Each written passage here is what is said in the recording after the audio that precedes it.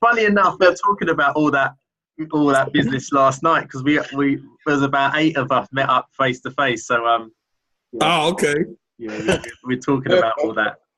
Kind of took over the meeting, really, didn't it? It did, So man. listen, I don't know everybody else. Who's this? This Rosemarie. How are you? Yeah, I'm good, thank you. Who else is on here? It's Michael. Hello, Michael. How you doing? There's 2 Michaels. 2 Michaels. There's 2 Michaels. So one of them's 00. That's right. Yep. And then we got Ian. Who else is on? You said there's another Michael. I guess that he doesn't have his video, right? That's MBS. He's on there somewhere, and that's Yeah. my brother. That Michael's my brother. That one. Oh. My tripod is shooting my phone at me. Did y'all see that? And Marcia's on here as well. Yeah. Hi. How are you all? We're good. Good, man. I'm good. Lamar.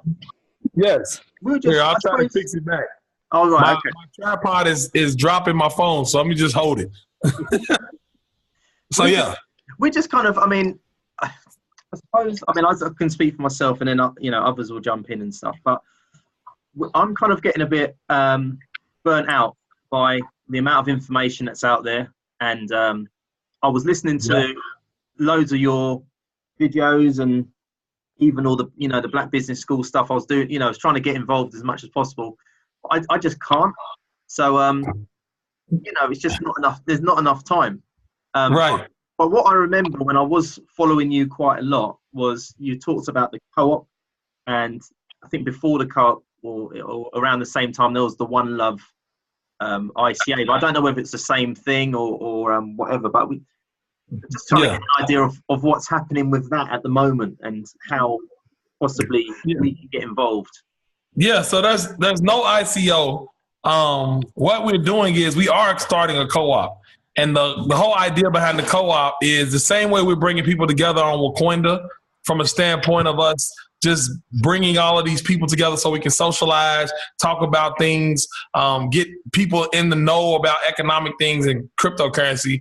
The One Love co-op is going to do that in terms of resources. So we can actually bring money together to do some things. And of course, the very first application we were talking about was creating a cryptocurrency exchange or a brokerage that we could use, that we would own, to where it would be like a Coinbase, but because we were using our own, those fees would go back to all of us, right? Where we all build this thing together. So that was the very first idea. As we've, kind of put the idea out there, people are coming with other ideas about what we can do with the co-op, which in my mind and what I envision now is almost like a Black Berkshire Hathaway, where we basically bring our resources together. Because here's the coolest part about a co-op that I think people miss is the fact that if you make it a yearly thing, every single time people add membership, that becomes a new capitalization. And if you have new capital every single year and you already have profitable businesses, that allows us to begin to build wealth by going out and buying businesses that actually benefit the co-op. So there are some ideas out there like, so of course, from a technical side, there's the stuff like the brokerage, but then also ideas out there about like buying commodities. So let's say like everybody uses toilet paper. So let's say we go invest in a toilet paper company, call it the One Love Toilet Paper Company, and everybody gets a subscription to that so they can get their toilet paper through that every month.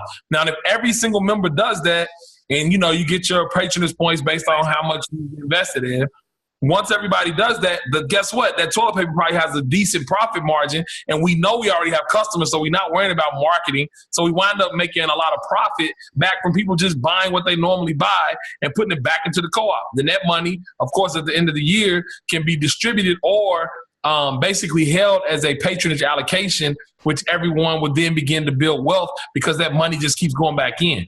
And the great thing about a co-op is we can take memberships from all across the entire African diaspora. So we can think about all of us putting money in buying things, and that profit, just say if it's even just $100 for a year. Yeah. Some of our brothers and sisters in other countries they literally only make $100 in a week, right? So you add another $100, they can go get another chicken, or like I was talking to somebody, go get another goat. She was asking me about buying another goat, like one more goat. And she was saying, this is how much this one more goat can do for me. She was hitting me up in my inbox. It was cool because I put together a spreadsheet. So we were talking about this, her doing these goats, like buying new goats. And it's like that kind of thing can really help. And we could help a lot of people by us just working together and buying stuff together and building applications together and those kind of things. So that's what the One Love Co-op is. Right now, we are in the process of, we've already registered it, but we're in the process of making sure we get all the legalities together so that we can get it out there and start getting memberships. So that's what it is in a nutshell. I hope it was short enough so everybody didn't go to sleep on me. What's the kind of general take up on it so far? So it is Andre and Chris have joined as well. So hey, what's going on, you guys? Hey, Mark. Yeah, I can recognize you with the beard gone. I still got it. It's just coming back. It just I had the goatee. I had to go on and chop it off so I can get it even again. Okay. But yeah, most of the people that we talk to love it. Like they love the idea. They love what we're trying to do with it.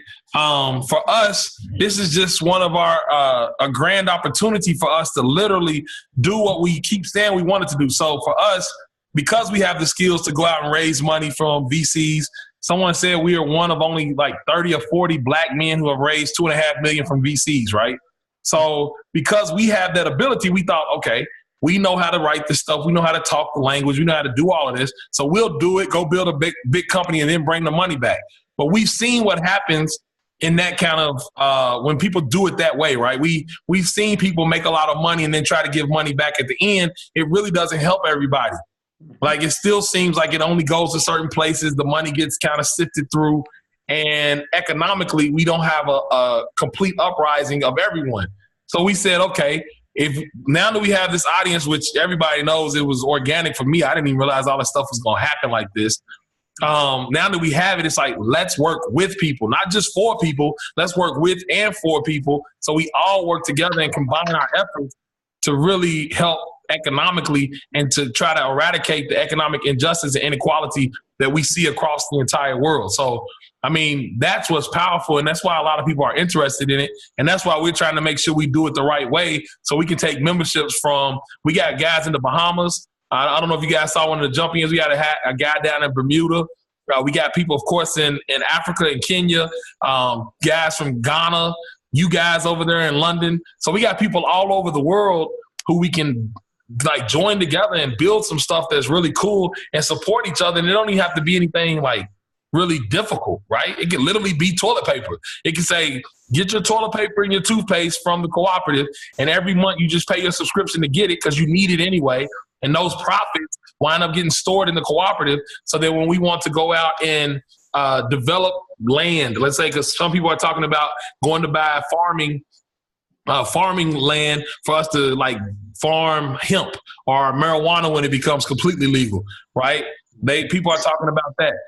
People are talking about, like I said, the commodities. People are talking about building social networks and saying, listen, let's build a social network and everybody in the co-op go and own the social network. Like that kind of stuff is what we can do once we start putting our money together. Another guy had an idea, and these are just ideas, but they're things that can actually happen. Another guy had an idea and said, look, if we raise all of this money, let's do like a Shark Tank. I think it's called a susu. You ever heard of a susu? You guys heard of that? Yeah. It's like do like a Shark Tank and then let people present their business ideas.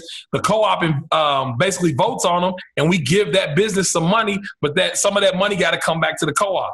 So all of those different things are ways that we can come together and use our resources that we have in a collaborative way to actually work together towards all of us coming up and not just a couple of us coming up. You know what I mean? So, I mean, I know it seems like you seem to be all over the place, right? As in, you seem to be always, well, when I was on Facebook all the time, you were always live. You're always in some type of mining farm. You're on a radio station. So I don't know, when are you going to find the time? Because at some point you're going to need people to come and help out. Yeah. So do you know how it's going to work? Because listen. So right now, all of that stuff we were doing, all that stuff I was doing, we still are in a large contract with a very big bank. So I understand. You guys got to understand. I don't really sleep. I haven't slept in probably like 10 years. I usually sleep about 3 to 4 hours a night. That's just me. That's just who I am. But and I still have all this energy. So the whole idea is to basically utilize the cooperative, because we already have people. Just like when I said, okay, I want to go on tour, I had 70 people sign up to say they want to help with the tour. Right. We said, listen, we're going to start getting volunteers for the cooperative beforehand for anything that we need to get done. And a lot of people say they want to do customer service. The cooperative has so much, the people who are already out there, before we even get the cooperative together, have so much talent. It's about us basically wrangling it together and utilizing it to make this stuff happen. And another thing. Someone called me today and was talking about chapters. We can even get to the point where we had the UK chapter, and you guys kind of run it, and because you might know, there's some apartments that you can invest in, or if you in Mississippi here, it might be land that you invest in, and the cooperative basically funds that for us to do these initiatives and make sure we put the right people in place in all those places. I mean, we have enough people and enough talent and people who are professionals like yourself and other people who've been doing stuff for years for everybody else, right? It's like, why not provide some of those skills for everybody as a cooperative, and that's all work together. So we're doing our part. We're software developers. We understand that game. We know how to build software. We know how to distribute software, that whole thing. So that's the part we can bring to the table. And then from a management and me building a community just by having fun, right? That's another thing we can bring to the table, just by keeping everybody involved and engaged. So yeah, okay. I know there was a message I got here from one of the group members, Shana. So it flipped up earlier, so I'm just gonna have a quick look at that. Is there I know Andre, after meeting you yesterday, you must have something to say just now. Yeah, I'm just listening. I mean, it's a really, I really love the idea. I love the concept behind it all, and obviously, like you said, there's so much talent within the community. And it is a case of just coordinating and placing those different resources, if you call it, different people right in the right places. In terms of putting together almost like some sort of roadmap or list of priorities or, plan moving forward, have you got to that stage yet, or is it still sort of in the ideation stage at the moment? So here's the thing. So we don't usually sit on our laurels, right? So we came up with the idea. We went out. We already registered the company. We already paid the retainer to some lawyers to get all the paperwork done. So we're doing it step by step, and Leif every week tries to give everyone an update. So the first part's the roadmap right now is to actually get the. Oh, I heard my echo. Is to actually get the thing started, right? To get it going and make sure we have a solid foundation and are able to take the memberships that we want to take from around the world. That's the first step. So the first step, of course, is that establishing the actual entity. The second step is to get the members and to basically take those funds, because in a cooperative, as you all know, it's about the cooperative kind of leading the direction of it. Once we start getting members, then we can start taking votes on what types of things will we work on, and we will make it democratic and say, these are the things we're going to work on, these are the things we're going to go after, and then we'll deploy capital into those things, right? Because that's what a cooperative is about. And there'll be people who want to do certain things, and I guarantee we'll get to the point where it's like I said, you guys in London, you guys probably have some other, so you know something that we don't. And you'll say, look, in London, we need this much money so we can go buy this apartment complex, right? And we're like, okay, well, we got that money. Let's vote on it. Everybody's like, okay, that's good. Here's the money to go buy the apartment complex. You already give us the proposal. You show us how our return on investment is going to be. Yeah. Everybody agrees. We see it. We go buy the apartment complex. Somebody comes from Alabama and says, I got this 12 acres of land out here. They only charging us $1,000 per acre. We can buy it. And because Alabama law says that we can grow hemp and process hemp here. And this is what we want to do, and we need this much money. They put the proposal up. We say, okay, that looks good. Let's go, and we'll support it. But then at the same time, like I said, we have to do some things where we get this residual income coming back into the cooperative that everyone benefits from. So we find things like the commodities, or we start, because we were going to immediately go ahead and start building the exchange. Like, take some of the money, pay it back into our company to start building the exchange using our developers. So we'll build the exchange and allow people to have a place to come in and start doing that. But at the end of the day, it all boils down to what the co-op wants to do. The first part is just to get the resources. I mean, that's the biggest issue, is to make sure that we can get the resources together and show people that we can do it. And we're not even expecting there to be 1 million people at the beginning. But as we move forward, hopefully we can grow it to where there's 1 million and there's a model that we can easily distribute this capital into places that actually affect us and our wealth. So, yeah, no, and I like, to be honest with you, I really love the idea of the exchange, because obviously you've got just a market there already, customers sat there giving their money to Coinbase, Bitrex, and all these other companies, and really, like you said, it could be coming back into the cooperative and almost recycling and grow in that way. Because I mean, Binance is $1 billion exchange. Yeah, like they make $1 billion, and I think Coinbase, they said they made $1 billion in revenue last year. If we can take that $1 billion and push it back into the people who come on, man. And that, here's the other part. The people in the cooperative provide the marketing and the capitalization. So you start, there's a lot of great synergies when you start allowing the customers to actually have a say-so, not necessarily in the day-to-day, but a say-so in like advertising, marketing, what we're going to do, that kind of thing, man. I think that, to me, is what's so powerful about a cooperative. Because everybody, I mean, why would you not support yourself? It's ridiculous. Yeah, absolutely. And it is this whole thing that where crypto is so exciting, lots of people are jumping on it, but ultimately we don't want it to be an exercise in us giving other European and white American companies our money again and trying to make crumbs on their side. You know, it has to be where we can really build wealth for everybody and pull us together, right? And I don't like that thinking, you know. Lamar, how often do you have your updates? Are there like particular times which are just on the co-op that you know? Is it like once a week, or is it a couple of times a week, or? Right now, Leif has been doing them. He calls them the 1 minute, one love update. Because, I mean, you guys know, once we were moving fast at first, then you get it into the hands of the lawyers, and then it starts like everything kind of slows down, and they're doing all of this stuff, pretty much just charging you every step along the way, right? Trying to get their hours in. So now, Leif, we just want to continue to be transparent about where we are in the process, because everybody wants to get this done. And because of some of the things that are within the statutes here in Kentucky, it allows us to do things that most people haven't thought about with co-ops. And another thing that we're going to push for is, of course, adding cryptocurrency into the co-op in a way that no one has ever done either. That's another reason why the lawyers like, everything you guys have right now looks really, really cool. It's just that some of the stuff you're trying to bring in from a technical standpoint is like, whoa. But if we can get them to push that stuff through, it's going to be, I mean, literally revolutionary. Like completely revolutionary, because it's all about innovation. It's all about changing the game and allowing people to have access to this stuff earlier, and also make it really easy for people to have a liquid asset that they can easily trade with other people within the co-op or even outside the co-op potentially. Lamar, just a quick question. You talked about like having different chapters of the co-op in different geographic regions, right? Do you see that as easier to manage than trying to have a single monolithic organization?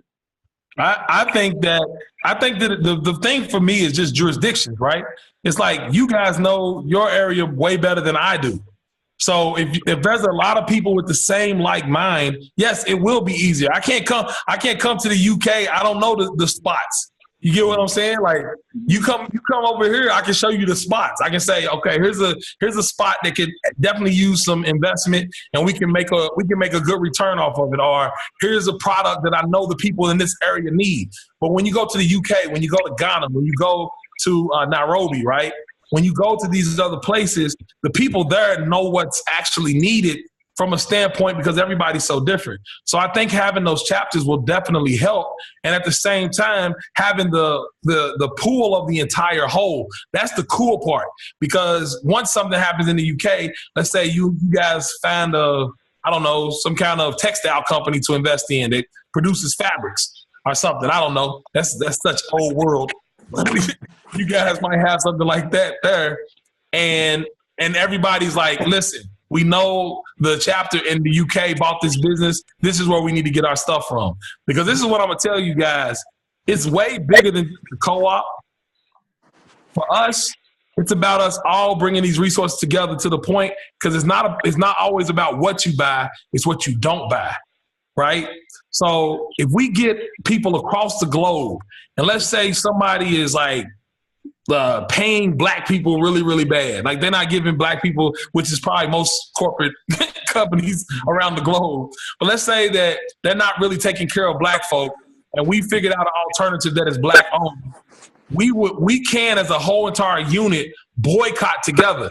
People talk about boycott, but this would be a boycott together, right? We all boycott together until they do right by us. Or if we have a platform where they have to advertise, they have to advertise with us before we buy their product. Like, you got to spend money with us before we spend money with you. And then what happens with that advertising dollar? It goes right back into the pockets of the people who are part of the co-op. So that's another way for us to use our power, our buying power, our lack of buying power to actually move stuff, man. That's what all of this is about. It's for us to work together to actually start changing the system, or actually in some instances create an alternative system so we don't have to still be held down by the current systems that we are in. Yeah, I really like the sound of that. And without trying to give something a little bit too big of a goal and make it unattainable, right? I think this is potentially also an opportunity for us to leverage through the co-op. There's going to be a number of people in there that are already entrepreneurs, already maybe have little businesses and stuff, but also to generate support of our own black businesses, right? By saying, hey, we know someone in the co-op that, you know, they sell hats or they make cakes or whatever, right? You know, and if it's a local business, then all the local people in the area can start to buy from that person. Or if it's an online business, maybe globally people could buy from that person. But I think that ultimately the bigger picture of how we use this cooperative can be really powerful. And like you said, having buying power, having boycott power, having trying to influence where we make our purchasing selections as well, right? Making sure we're giving our dollars back into the black community when we spend as well, where we can. It's not always possible. You know, we don't have too many black grocery stores. I mean, everybody needs grocery shopping. But if there was one, say in Houston or wherever, then everybody in Houston could say, hey, we're going to go to the black grocery store, you know? So I think that's a big element of things. Yeah, and that's another thing. I think part of it would have to be that those black businesses need to join the co-op. Right, because then those profits from those black businesses, even if it's a small amount, still goes back to the whole. Like, the more, if we support you, you support us, and this is how it's going to get bigger. It's very similar to what happened in Black Wall Street, where that dollar continued to keep circulating, right? The reason why it kept circulating, because it couldn't leave, because you couldn't go buy stuff from other people, so it kept circulating, and everybody began to get wealthy. So it's the same thing with black businesses. You build websites and things to allow that currency, or currencies, I'm not going to say currency just yet, to go between all of the businesses around the world. And so when those profits go back in, everybody benefits.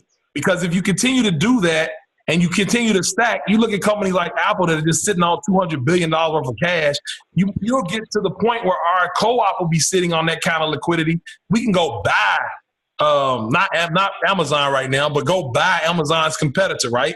We can go buy Amazon's next closest online competitor, Jet or something, because we have enough now as a whole. We take that over and we mess around and compete directly with Amazon right in their field, because we brought all of our resources together. And here's the thing I love about it. Black people around the world are not completely poor. Like, I don't know what all of these news articles coming out about. Black folk, listen, people of color, I'll just say people of color, poor people, there's enough resources to go around to actually change things. And here's the coolest part about it. Most of the time, the people who are in the working class are the workers. So let's say that our organization works really, really well, and then they start working for our own organization. What happens to those other organizations that have suppressed and oppressed us for so many years? We basically take the workers and give the workers what they've been wanting. And this is a revolution. Let's just put it that way. This is a pure revolution. It's a long-term vision. Like, I don't want y'all to think that tomorrow we're going to change this entire thing.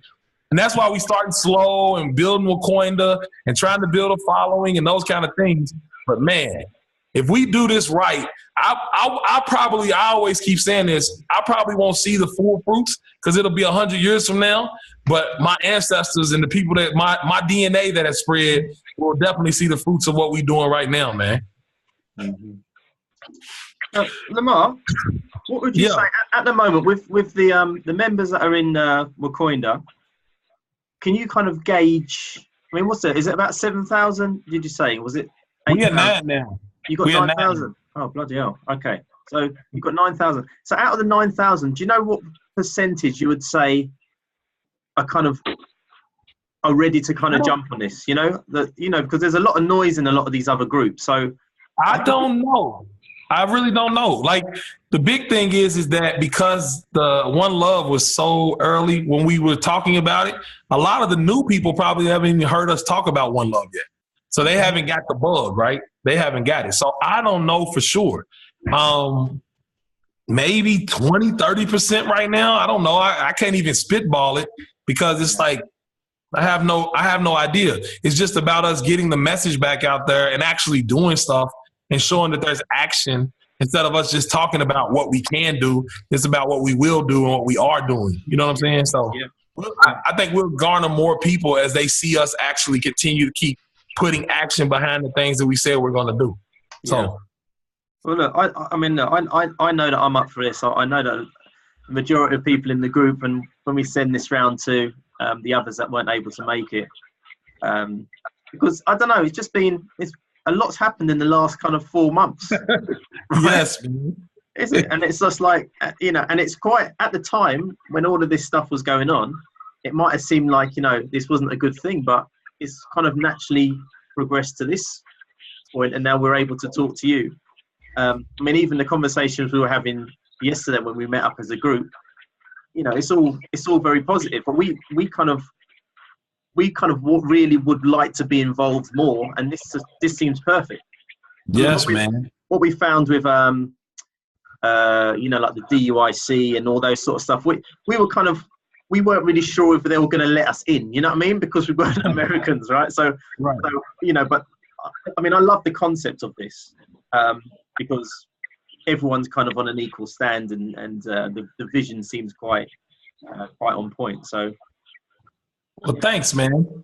Yeah, because here's the thing. I don't want to bring his name up, but the guy, he basically said when we had a conversation, when the last conversation I had with him online, he basically said, Lamar, there's enough money for both of us. And I'm like, bro, you got to understand the difference. The money I'm talking about is about us building, not me taking the money and going to Aspen and skiing. Like, you know what I'm saying? That's not what I'm talking about here. I'm not talking about me getting individually wealthy. It's like, I'm talking about everybody growing wealth and people that have businesses being able to gain more wealth. I'm talking about potluck economics. I'm not talking about where we make food for the king and he eats and we got to wait to get the scraps. That ain't cool. You know what I'm saying? That's not what I'm about around here. I don't think that's what any of us are really about. And I think the movement is so good right now because people are coming from a place of love, man. Like that, people in the Wakanda group, I've seen crazy arguments that normally if it was in the DUIC or something, it would have got deleted. People would have got kicked out, whatever. But those arguments at the end wind up reconciling, and they basically hugged it out online, and everybody got over it because that's the kind of group that we are trying to push for. It's like, we want open discourse. We want you to say stuff that might not necessarily be agreeable with someone else because we want to hear what the truth is, man. We don't give a crap about trying to push a certain agenda. You know what I'm saying? It's not about, the only agenda we pushing is love and collaboration. That's it, man. That's it.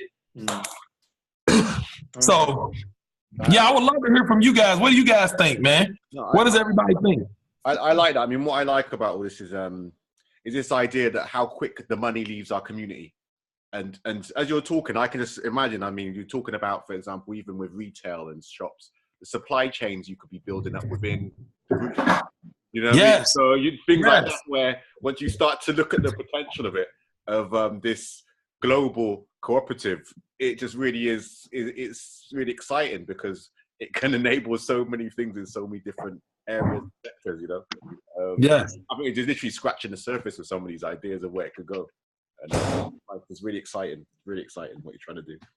Yeah, we're gonna try to prove some of that out, Miss. Did you all see Vanessa Braxton? Oh yeah, Black Mama team? Love that woman. Yeah. Very I just talked to her today. So she's been talking, her and I have been talking a lot. So she's making a tea for Wakoinda. Okay. So she's making like a special tea. You know, she gets about 1 kilo. And I told her, I said, we need to make sure we keep saying this is tea. And she's going to give the kilos. She's going to send the kilos in to us. And we're going to try to cut it up and then distribute it out, right? But she's going to use us as a distribution center at first until we find other people that want to be distribution centers. But that tea and the money that comes from that tea, we're going to be completely transparent and just show people like how cooperative economics can actually work. Like, we're going to use that tea to show in a very small way. Because that's the part, man. Most people don't believe this can happen because they haven't seen it happen. So it's like we use her tea that she's getting directly from the plantation. So she gets tea leaves from the plantation. I know, it's just Leif's over here like, it sounds like we selling something else, but the tea leaves directly from the plantation. She's going to package them up wholesale, give them to us. We'll be the distributed middle person to package those up and then give them out to people so they can sell them at retail, you know, door to door, however they're going to do it. I mean, I know Mo Parks has a store. He might can sell some tea at his Verizon store, right? So just that's going to be something that we really are going to push just to show in a very small way how us working together can actually work. And then as we continue to move down this One Love, a cooperative path, brother. This is like brother and sister. I want to talk to her. I want her to say something too. But brothers and sister, we can really probably build something that nobody has seen before because it's a lot easier than it was in the past to get together. All of us, you didn't have to be at Ebenezer Baptist Church meeting with Martin Luther King, right? You guys are in the UK. When we had the civil rights movement here, everybody was meeting in churches. Now we look.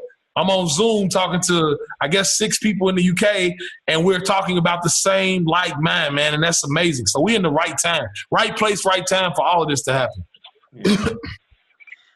You know, Lamar, on a kind of a separate note, but still on talking about when you mentioned Vanessa, we're trying to get her on. We want to have a chat with her because you know I remember from and I think it might have been Andre that had sent it into our WhatsApp group. So we kind of we watched the video and we're kind of like, geez, man, it's on fire. We need to speak to this woman, right? And she mentioned something about her having some, I don't know if it's I don't know if she had like a link in the UK or she was going to open something up through. She had a London office or something, didn't she? That was it. Yeah, there was something on there, and I was just like, that just kind of had my, it got my attention. Yeah. But it would be great to try and get her on a call. I've been sending her a couple of messages, and she has kind of replied back with these emoji things, which I don't really get that much. Which was just with a smiley face. I'm like, man, come on, Reverend. You need to reply back to me. She's being polite. She probably gets thousands of messages. You must get loads, yeah. But you know what? There's a group here as and we might not be as big as a group as some of the Facebook ones, but we're focused, and I think we would really benefit, and I think she would benefit from actually speaking to us anyway. So I would appreciate if you could just put a word in. Just to say, if she could free up 20 minutes. I don't know if you guys saw me. I'm looking in my pockets on my phone like I'm not holding it in my hand. I was going to text her right now. But yeah, I'll text her as soon as we get off of her and tell her that there's a group in the UK very interested in speaking with her. And I mean, she's usually down. So we'll see. Like, I mean, she's been down whenever she calls me all the time. Her and I, we were looking over some land in Kentucky today. Looking for places to grow some hemp. So yeah, she is a rock star, like complete rock star. I love that woman. I love her. Miss Rosemarie, what do you think? I was waiting for you to call. Hi, Lamar. How are you? Yeah, I'm very well, thank you. I keep missing your live. I've only caught you once live, and that's because I was at home that day. So, but I've got you all stored up there, all your videos stored up. So go and watch them one by one and catch up. But no, I am all for group economics. The group, them guys know that. You know, I very passionate about share my hard black pound that I've worked for to remain within the black community, and for us to just grow and develop, and eventually just become the champions and stars that we are. So I'm very much up for the co-op. I mean, I was up for it from the day one. I've been following in, but kind of dropped off. So yeah, it's great that you're on this evening. Because even when I message you, you don't respond to me anyway. You respond to everybody else. I'm thinking, Lamar, I've sent you a message and you haven't answered. Are you serious?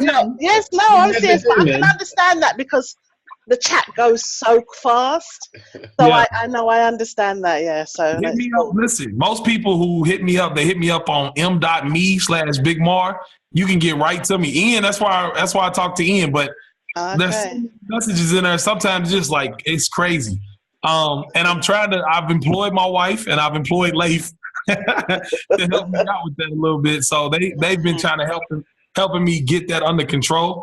But yeah, just hit me up in there and I'll definitely try to get back. All the people that I've been talking to lately definitely hit me in there. Hit me in my inbox on my Big Mar page. Anytime you want to talk, if I got the time, I'm talking. I'm talking.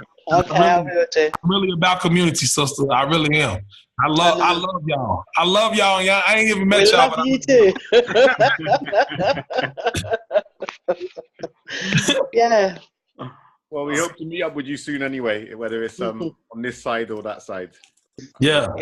There's I gotta get across the pond. Yeah, there's a lot of potential here. I mean, I'm sure we could fill a big room with people willing to listen to you and willing to buy into you. Man. So, definitely. It's when you're ready. Man. Happen, you know. Actually, one of Shanna's questions was, when are you touring the UK? I don't know yet. So this tour that we doing in the United States, again, you guys know, me and Gus were talking about it. Gus and I, if you know Gus, he and I were talking about it. And the next thing you know, it was like, everybody's like, yeah, we would love for you to go on tour. So now we are trying to put together a tour with a team full of people who have not really ever put on a tour. So it's like my wife and Leif's wife and like all of these people who are really working in the background doing it. So the idea is to do the U.S. and then try to hit Toronto, London, and the Bahamas, like maybe separate from the actual tour, because we're gonna try to drive this tour, like just drive to each spot to keep the costs down for everybody. So, I mean, but yeah, we definitely want to come across the pond. The closest I've been is Dublin. I haven't been. It might not even be a case of you being there in person. I mean, maybe there's a way of us putting on an event, and even if you just come video link, maybe. I would definitely do that all day. I would definitely do that. That's the stuff. I mean, if everybody would let me do that on this tour, I would do it. People want to meet me in person, and like I said, I'm about community. Leif and I, our whole team's about community. So it's like we want to meet the people, hug people. We always giving hugs. So it's like that's the kind of stuff we like to do. Get out and touch people. You know what I mean? So yeah, I hear that. Just from your perspective, Lamar. Yes, sir. Like you said, we're a pretty organized group over here, and we're eager to get our teeth into something. Is there anything off the bat that you think that we could help with or get focused or started on over here? You think you need to maybe something we can start developing? Yeah, I think the first thing is just to make sure that we find channels, because everybody now is talking about getting off of Facebook. So we need to find channels. I never go on it, so I never see you live. I never go on Facebook. Yeah. But isn't there this Black Junction, which is kind of it's equivalent to Facebook, but it's a black-owned network? I mean, if it works, I'm all for it. I mean, Facebook is where everyone is right now. Go ahead, Chris. I'm sorry. Yeah. So I've got a platform which kind of looks very similar to Facebook. You would probably think you're still in Facebook. That might be something that needs to be explored, because it's got all of the features and functionality that Facebook has got, but obviously you host it yourself. So, you know, I can send on that information if you're interested, Lamar. It's really cool. It's something that I was looking into for some time. The problem with Facebook is you don't even get their email address of members, and also you're within the ecosystem. So if they decide to shut you down, that's it. Your group's gone. Yep. And that's what everyone keeps talking about. And it's like, if we're going to have a revolution, that'll be an easy way to try to break it up, right? Just blow up the Wakonda page. So yeah. So I mean, as an action, I can take that away and I can pass that on to you, Lamar. It's it's really cool. I mean, it looks exactly the same as Facebook. You would think that you're in Facebook, to be honest with you, and it's really easy to install. You have all the APIs and all the hooks. I'm sure a man of your talents would be able to tweak it. Oh yeah. Here's the thing. This is what I was going to tell you guys. So before I say this, when we went to Atlanta, we made everybody put down their phones, shut down their laptops and everything, because this is some very underground railroad. But right now, I know you guys are recording. Will this go out to people that it shouldn't go out to, if you know what I'm saying? You know, I can stop the recording if you want. Yeah, please stop the recording. Okay, please stop the recording. Stop it.